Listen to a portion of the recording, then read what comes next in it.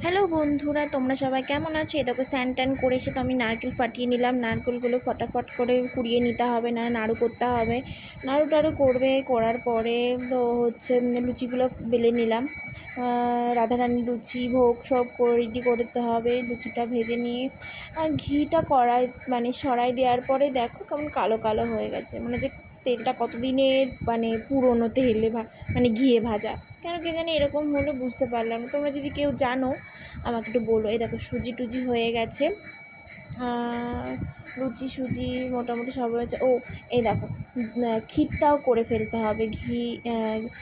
তোমার দই তো কিনে নিয়ে আসতে হবে। এই যে ক্ষীর ছানা মোটামুটি হয়ে গেছে।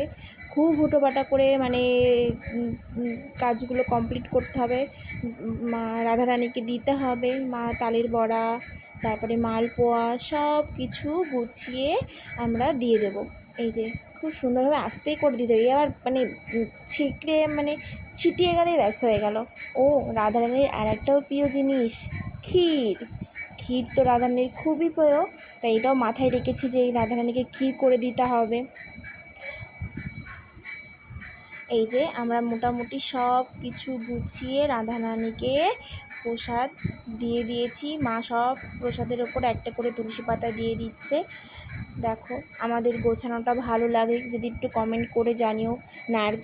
নারকেলের জলও পছন্দ, জানো তো। ফুল এইগুলো দিলে রাধারানী খুব খুশি হয়। খুবই মানে